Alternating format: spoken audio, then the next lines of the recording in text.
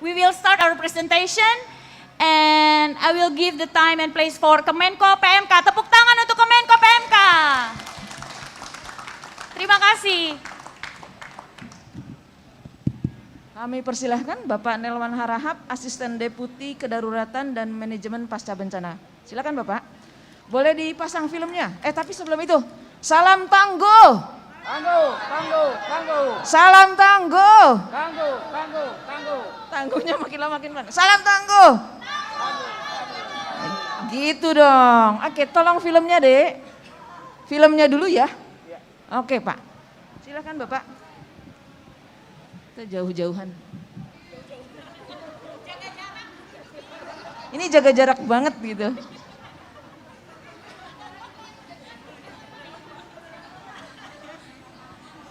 Ini film tentang kita loh, perhatikan loh. Ada krisis global. Suaranya yang nggak belum keluar pernah nih. dialami sebelumnya. Dari awal tolong diputar Pandemi dengan suara. COVID-19 pada tahun 2020 lalu menghantam seluruh lapisan masyarakat Indonesia dan meluluhlantakkan sistem kesehatan nasional. Sudah lebih dari 140.000 korban jiwa dan jutaan saudara kita terkena dampaknya. Erupsi gunung berapi, banjir, kebakaran hutan, dan bencana lainnya juga turut melanda di berbagai wilayah Indonesia. Upaya respon bencana dari pemerintah dan lembaga kemanusiaan pun jadi sangat berat di tengah kondisi pandemi. Namun, selalu ada harapan ketika kita menyatukan solidaritas, menguatkan kedermawanan, dan berikhtiar demi kemanusiaan.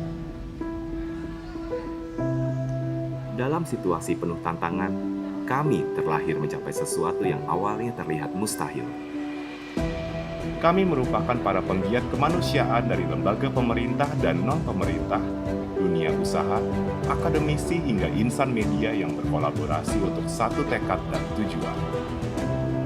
Menjalin komunikasi untuk berbagi data, serta sumber daya di bawah satu gerakan dalam merespons setiap bencana yang terjadi. Bergotong royong membangun ketangguhan masyarakat di berbagai penjuru Indonesia. Semua ini kami lakukan atas dasar kemanusiaan demi masa depan generasi penerus bangsa. Dengan memperkuat kolaborasi dan menjalin komunikasi, kami membangun ketangguhan demi kemanusiaan. Gerakan solidaritas dan kedermawanan untuk Indonesia yang lebih baik. Mau duduk sini apa di sana? Di sini aja Pak, kita jauh-jauhan aja. Pak, bisa diceritakan Pak, apa sih gerakan solidaritas dan kedermawanan penanganan COVID-19 dan bencana lainnya? Kenapa harus dibuat? Dan apa kaitannya dengan Rumah Resiliensi Indonesia dan Indonesia ke depannya Pak? Silakan Pak. Ya. Terima kasih Bu Titi. Assalamualaikum warahmatullahi wabarakatuh. Selamat sore dan salam sejahtera untuk kita semuanya. Om Swastiastu, Namo Buddhaya, dan salam kebajikan. Saya menyapa kepada seluruh insan-insan champion humanitarian yang luar biasa ya, yang telah bergabung di dalam Rumah Resiliensi ini. Saya kira tadi apa yang Ibu Titi sampaikan, gerakan solidaritas kedermawanan penanganan COVID-19 dan penanggulangan bencana ini kita bentuk berangkat dari local wisdom yang kita miliki. Kita dikenal satu bangsa yang memiliki semangat gotong royong. Di sisi lain, secara nasional kita memiliki sumber daya yang luar biasa, ada dunia usaha, ada civil society, ada volunteer, ada filantropi, ada akademisi, media, dan banyak lagi aktor-aktor lain yang dengan sukarela dan sangat mudah untuk terlibat di dalam urusan-urusan kemanusiaan. Nah, berangkat dari situ ya kita membentuk satu gerakan solidaritas kedermawanan dalam penanganan COVID-19 dan penanggulangan bencana lainnya.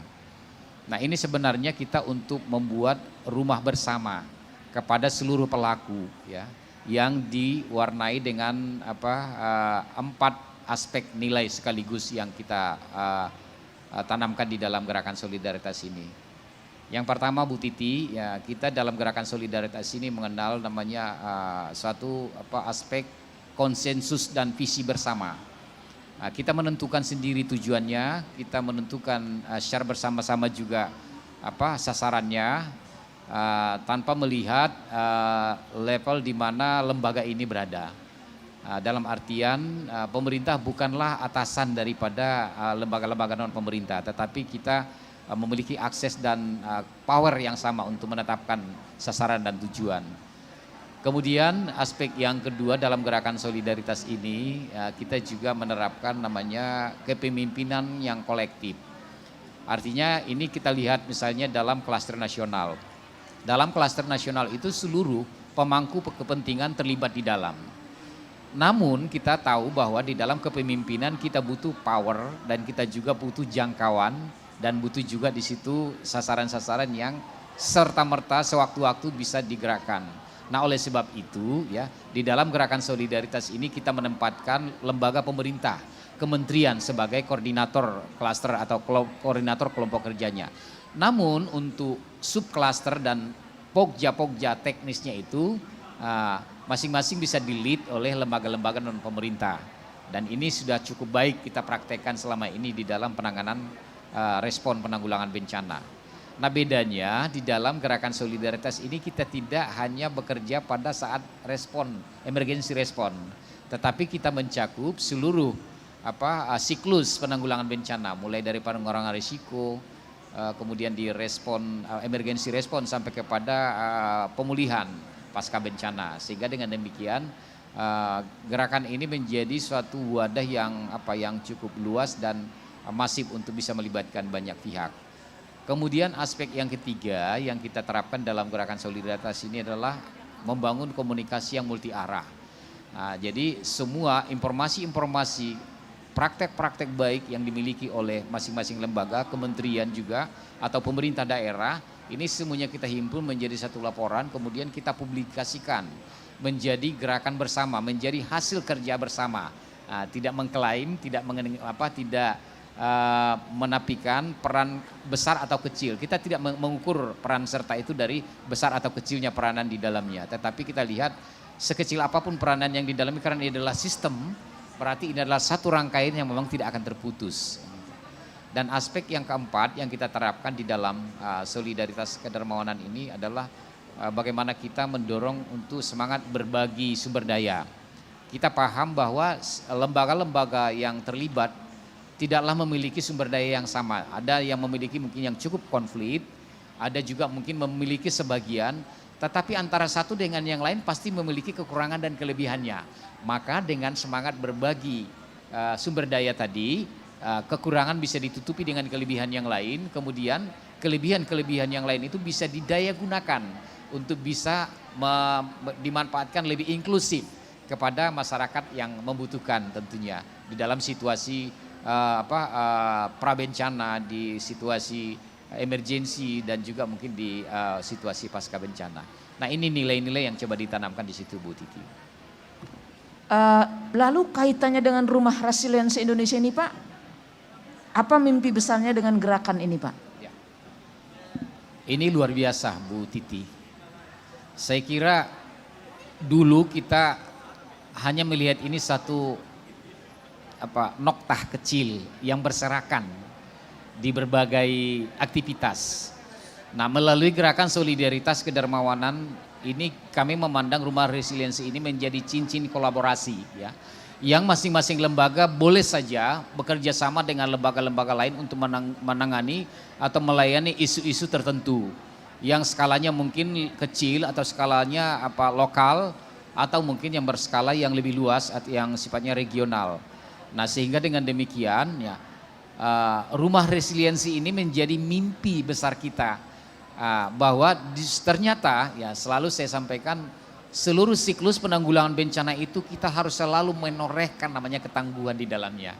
Pada saat kita mengurangi risiko bencana, apa yang kita lakukan? Bagaimana kita berupaya menjauhkan bencana dari masyarakat.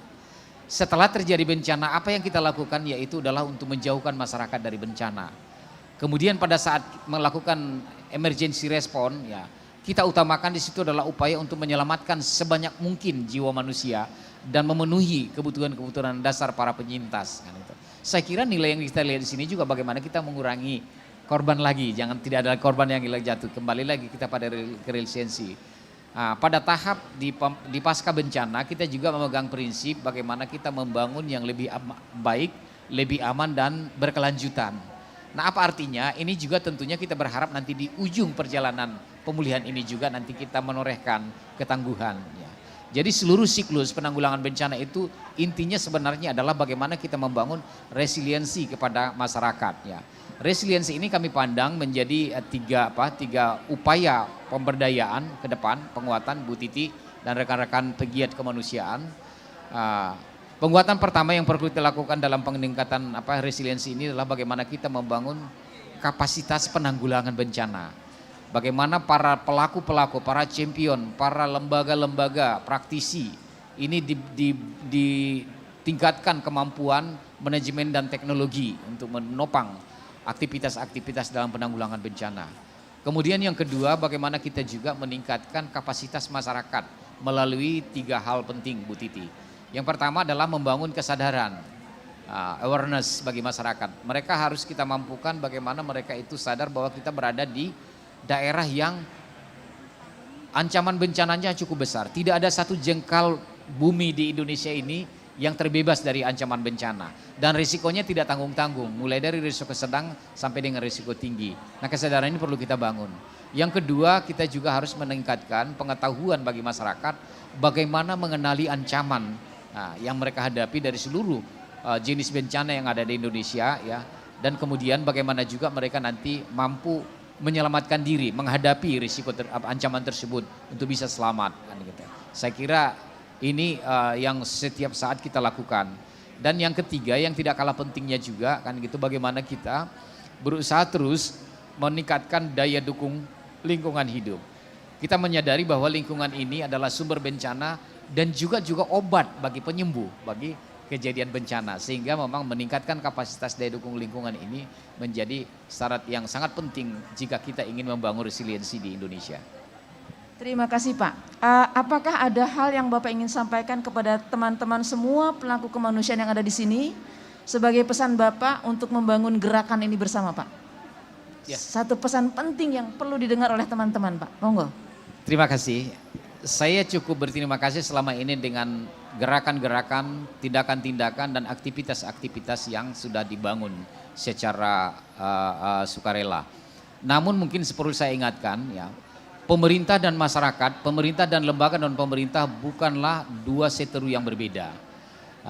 Maka kita sudah waktunya sekarang menghentikan oposisi ya, oposisi pemahaman terhadap berbagai isu ya. Tetapi kelebihan dari masing-masing lembaga ini kita jadikan menjadi pelengkap bagi yang lain. Tidak ada yang sempurna. Pemerintah tentu dengan segala kewenangannya juga terbatas oleh regulasi-regulasi yang membatasi mereka untuk melakukan. Atau dalam istilah lain, ya, sekuat apapun pemerintah itu, pemerintah tidak bisa melakukan apa-apa kecuali yang diperintahkan oleh regulasi.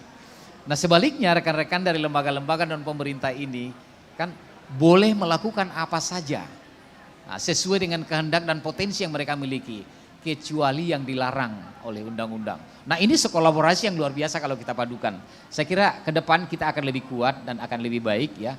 Inilah sumbangsihnya kita kepada dunia ya. Rumah resiliensi ini kita menyumbangkan sesuatu Bu Titi, nanti di momen GVDRR ini nanti ada sesuatu local wisdom yang kita miliki, semangat gotong royong, semangat kedermawanan dan juga semangat pengertian yang antara pemerintah dengan non-pemerintah. Terima kasih Bu Titi. Terima kasih. Leonie, ada hadiah satu enggak? Saya punya pertanyaan. Ada ya? Kita bikin 2 ya? Oke teman-teman semua. Pertanyaan pertama. Tadi Pak Nelwan menyampaikan ada 4 aspek nilai dalam gerakan solidaritas dan kedermawanan. Coba sebutin 4 aspek nilai dari gerakan solidaritas, 2 aja yang teringat. Kita pengen tahu Pak, dengerin gak mereka Pak? Ketawa. Ayo 2 aja. Ayo, yang menang dapat hadiah payung. Ayo, coba 4 nilai gerakan solidaritas dan kedermawanan. Ada dong. Masa gak ada yang denger? Coba kira-kira Kira-kira secara logika 4 aspek nilai gerakan kesolidaritas dan kedermawanan. Ayo, masa saya nunjuk Ibu Mary? Ibu Mary dari Kemenko PMK. Ayo dong teman-teman, ada nggak nih? Ayo, coba disebut aja Bu Rahma. Sebut aja Mbak. Kira-kira apa?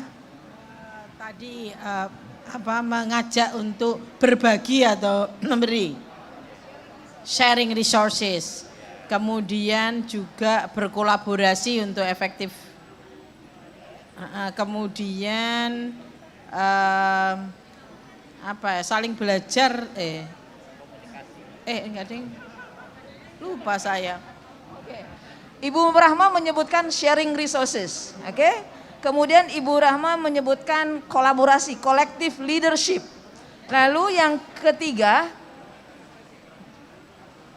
konsensus dan visi bersama, oke?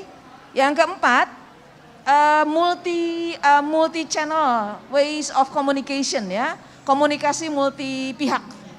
Oke. Satu lagi, dipersilakan untuk memberikan hadiah meskipun hanya satu yang dapat nggak apa-apa. Ore. Satu lagi ya. Satu lagi dong, satu lagi adalah tadi Pak Nelwan menyebutkan beberapa kegiatan utama dari gerakan solidaritas. Beliau menyebutkan ada 4 gitu ya, membangun kapasitas masyarakat. Sebutkan membangun kapasitas masyarakat itu dalam hal apa saja yang disebutkan oleh Pak Nelwan. Dapat kali, ayo siapa? Apa yang disebutkan oleh Pak Nelwan? Ada 4 hal, nggak usah 4, 2 aja. Membangun kapasitas masyarakat itu dalam hal apa saja tadi disebutkan? Siapa? Kayaknya Mbak Meli serius nih.